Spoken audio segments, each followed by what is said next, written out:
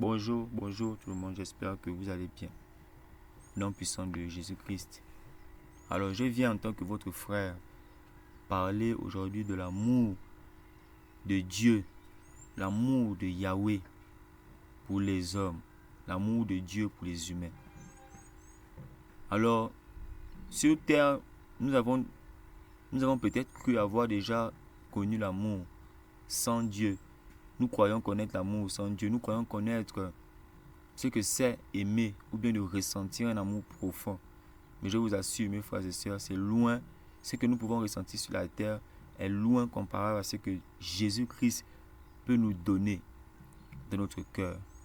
Parce que quand tu crois au Seigneur Jésus, il est écrit que l'amour de Dieu est répandu dans notre cœur. Ça veut dire que Dieu nous dévoile son amour.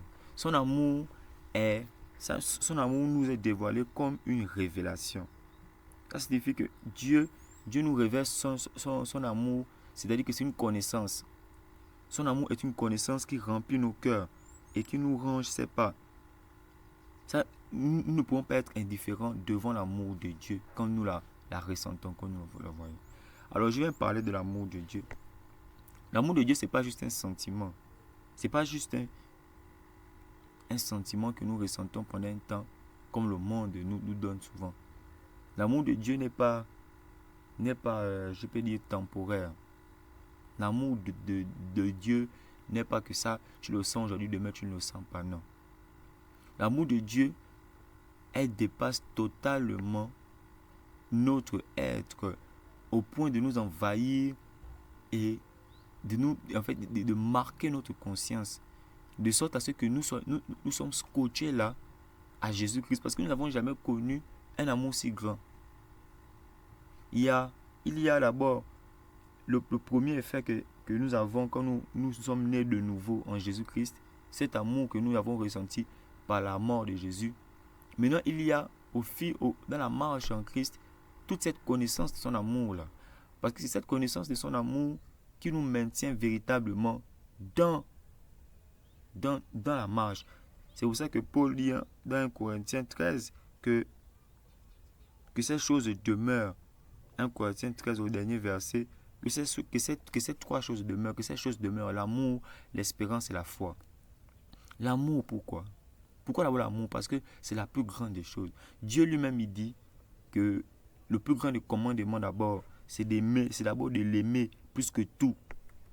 Parce que c'est Dieu d'abord qu'on doit aimer plus que tout, plus que n'importe qui sur terre, plus que n'importe quel objet, plus que n'importe quelle chose sur terre, on doit d'abord aimer Dieu. Dieu doit être notre priorité. Mais Dieu ne peut pas être notre priorité si nous ne sommes pas envahis de son amour à lui. Parce que l'amour que nous pouvons lui donner, elle est temporaire, elle est égoïste. C'est un amour par intérêt. Nous, les hommes, nous marchons plus par intérêt. C'est-à-dire que si on n'a pas notre intérêt dans ça, on n'est pas capable de se donner à fond. Donc on ne peut pas donner toute notre énergie à Dieu si on n'a pas aussi notre intérêt dans ce que Dieu nous donne. C'est pour ça que beaucoup de gens ont ce genre de langage en disant par exemple que oh non, Dieu va me donner quoi? Est-ce que c'est Dieu qui va me donner la nourriture? Est-ce que c'est Dieu qui va me donner ceci, cela? Dieu va me donner quoi et tout? Si je crois en lui, il va me donner quoi? Alors que ce n'est pas juste une question de donner quoi. Parce que l'amour de Dieu suffit, je vous assure. Et il faut le comprendre, l'amour de Dieu, c'est une connaissance aussi. C'est une connaissance, c'est pas juste quelque chose, un ressentiment. Et c'est de ça dont je vais parler. L'amour de Dieu que nous ressentons et l'amour de Dieu que nous connaissons. Alors, l'amour de Dieu que nous connaissons et nous ressentons, les deux peuvent se manifester au même moment. Le feeling, donc le sentiment, et la connaissance. Donc la connaissance de cet amour-là crée un sentiment de reconnaissance, un sentiment d'amour profond en nous.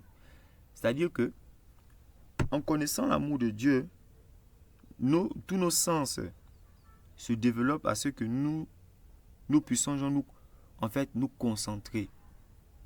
En fait, c'est que nous développons un amour qu'on n'avait jamais pu développer de toute notre vie.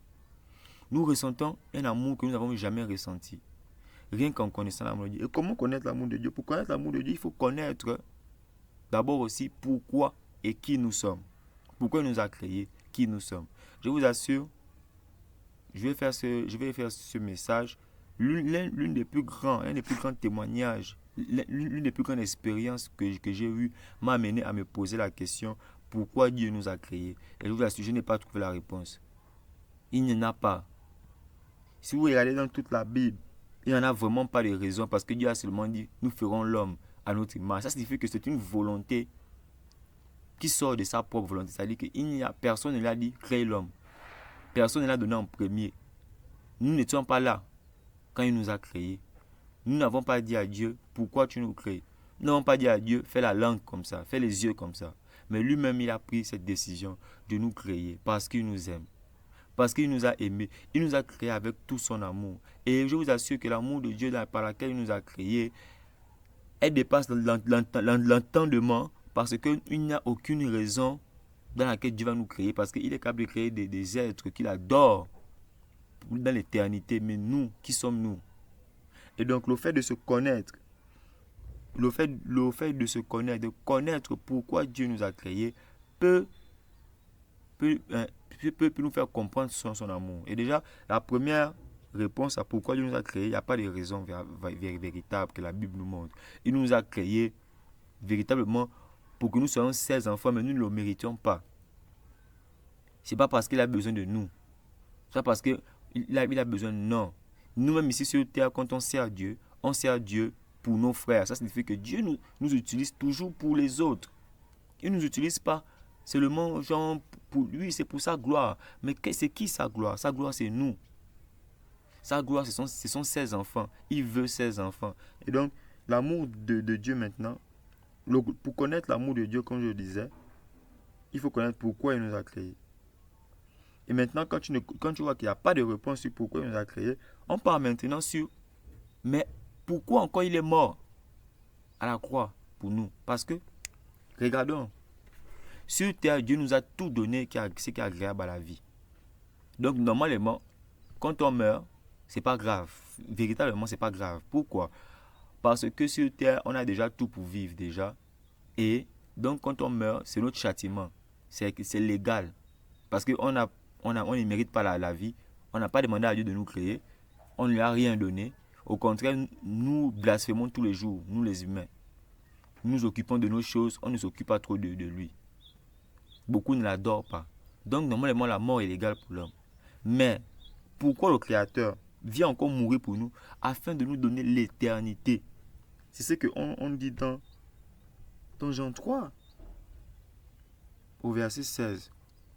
Car Elohim, donc Dieu, a tant aimé le monde qu'il a donné son Fils unique afin que quiconque croit en lui ne périsse pas, mais qu'il ait la vie éternelle. Pourquoi Dieu s'est tant, je ne sais pas comment dire, s'est tant pesé, c'est-à-dire que dans son cœur, il a mis tout un plan en place pour que nous puissions avoir la vie éternelle, je vous assure.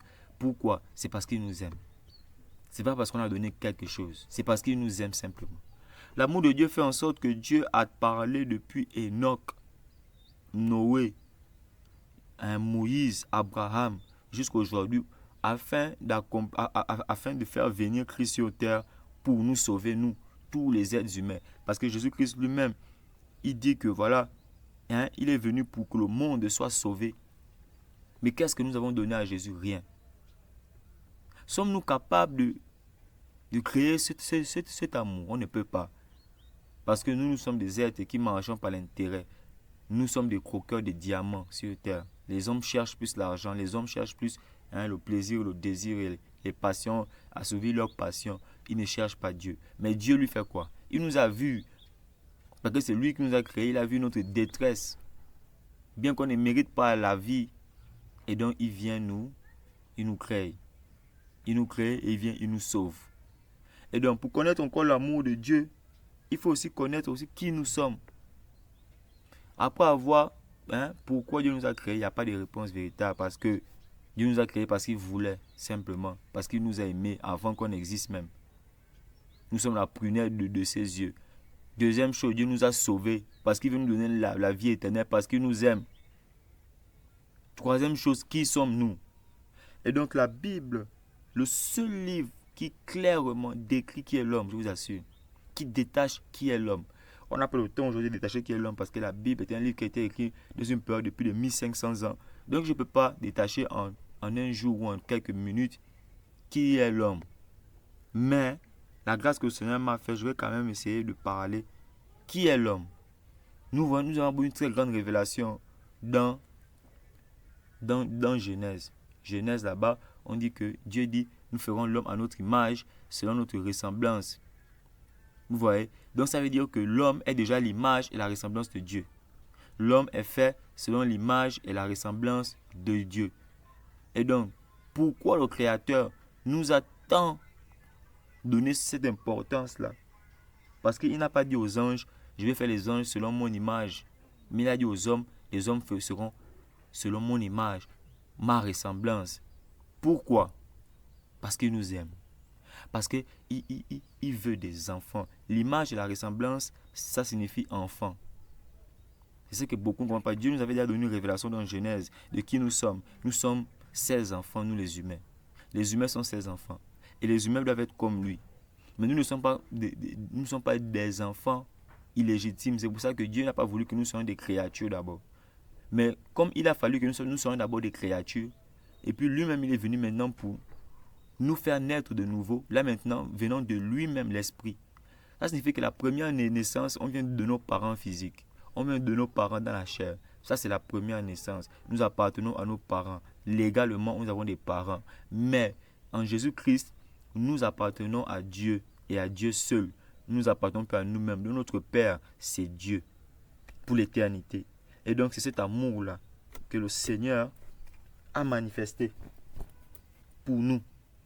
Et donc, il manifeste cet amour en nous faisant à son image. Et il a accompli cette parole-là en Jésus-Christ, quand Jésus-Christ meurt à la croix. Quand Jésus-Christ meurt à la croix, la nouvelle naissance est maintenant valable. Ça signifie que l'homme peut maintenant naître de nouveau et éternellement. Et ça montre qui est l'homme. Ça montre qui est l'homme parce que l'homme a été fait selon la ressemblance de Yahweh. C'est pour ça que Yahweh n'a pas eu de mal à venir dans un corps humain. Il n'a pas eu de mal à se manifester dans la chair. Il n'a pas eu de mal à devenir comme nous. C'est-à-dire qu'il avait un corps semblable au nôtre, mais qui n'était pas comme le nôtre. Mais il n'a pas eu de mal à être un humain. Pourquoi? Parce que nous avons été faits à son image. Sauf que nous, comme nous ne sommes pas Dieu, tout ce que nous avons, nous, est réglé. Notre cœur est réglé, notre intelligence aussi est réglée. Parce qu'on nous ne sommes pas le Père. Nous sommes les enfants du Père. Et pour être enfant du Père, c'est lui-même qui t'engendre en Jésus-Christ. Donc voilà d'abord l'amour de Dieu. L'amour de Dieu, c'est quoi? L'amour de Dieu lui-même volontairement nous crée pour être ses enfants vivant éternellement avec tous les plaisirs, tous les désirs, je ne veux pas dire des mauvais désirs, tous les plaisirs, tout ce qui est bon à la vie qui nous donnera, que ce soit dans ce monde ou dans le monde qui viendra. Dieu nous aime tellement qu'il nous appelle, qu'il nous a fait encore cet temple. Ça signifie que il vit en nous. Il vit en nous. C'est peut-être parce que beaucoup ne comprennent pas la grandeur de ce message. Il suffit de regarder la terre. Quand on voit la terre, comment la terre est grande, et nous regardons que c'est ce grand Dieu-là qui a créé la terre, qui dit nous sommes ses temples, son temple. Ça signifie que Dieu nous donne une place de valeur, une place d'or devant la création, dans la création. Et donc, le Seigneur nous appelle encore des rois. Vous avez déjà vu des rois qui sortent de nulle part. On n'existait pas, mais nous avons été couronnés rois. Je prends par exemple moi. Je suis né dans les années 2000. Je suis né au début des années 2000. Mais avant les années 2000, Jésus-Christ est mort pour moi afin que je sois roi. Ça signifie que j'étais roi déjà avant de venir au monde. Dieu m'avait déjà prédestiné à être roi, à être saint. Mais je ne le savais pas parce que je n'existais pas. Vous voyez combien de fois l'amour de Dieu est grand. Il nous a tous sélectionnés avant qu'on existe. C'est pour ça qu'on dit que l'agneau a été immolé avant la fondation du monde. L'amour de Dieu, elle est tellement au-dessus de nous. Le sens que quand tu la comprends, tu ne comprends, en fait, tu te rends compte que le monde, il n'y a pas d'amour dans le monde. Et c'est ce qui fait le plus mal. Parce qu'on se rend compte que le monde participe plus à notre mort qu'à notre vie. Si vous regardez plus le monde, vous allez vous rendre compte que dans le monde, on ne nous favorise pas à connaître Dieu. Le monde ne nous favorise pas à connaître Dieu. Que ce soit les religions, tout ce qu'on peut avoir dans le monde, ça ne nous favorise pas à connaître Dieu. Ça ne nous favorise pas à aimer Dieu. Ça nous favorise au contraire à chercher les plaisirs, les désirs de ce monde. Donc vraiment, il faut vraiment connaître l'amour de Dieu. Alors, il faut de chercher ce passage de Paul qui nous parle de connaître l'amour de Jésus-Christ dans Éphésiens, qui surpasse toute intelligence. Donc ça veut dire que l'amour de Dieu, l'amour de Christ surpasse toute intelligence. Donc c'est une connaissance qui surpasse toute intelligence. Que l'on peut, je ne sais pas ce qu'on peut faire, mais il n'y aura jamais une connaissance plus excellente que l'amour de Dieu. Et l'amour de Dieu nous amène à l'obéir. L'amour de Dieu nous amène à marcher dans la foi, dans l'espérance et dans la sainteté. Parce qu'il est écrit qu'il nous a fait part de sa sainteté. Donc nous ne sommes pas saints par nos forces. Mais c'est la sainteté de Dieu qui nous a été donnée par sa parole qui nous purifie chaque jour. Oh, mes frères et sœurs. Mes frères et sœurs. Il faut connaître l'amour de Dieu. Nos yeux s'ouvrent quand nous sommes face à l'amour de Dieu. L'amour dont on parle d'aimer ton prochain comme toi-même. Aimez-vous les uns les autres. C'est l'amour de Dieu. Parce que c'est pas possible normalement d'aimer véritablement un humain sans Dieu. L'amour que vous aurez, ce sera un amour qui sera soutenu par quelque chose dans votre vie. C'est-à-dire que vous allez vous aimer en tant qu'ami, copine, copain. Mais cet amour-là sera toujours soutenu par quelque chose que vous avez en commun. Le jour où vous n'avez plus les mêmes centres d'intérêt, vous allez vous séparer. Et on l'a vécu. Quand on était petit, on croyait que on s'aimait trop avec les amis et tout. Mais aujourd'hui, on se rend compte que non. Non, c'était juste, un temps. C'était juste un temps que nous avions parce qu'on partageait les mêmes intérêts. Mais depuis que j'ai rencontré le Seigneur, je suis revenu dans les pas du Seigneur, plus personne ne... Je n'ai plus d'amis. Je n'ai plus beaucoup de gens qui sont là avec moi. Non.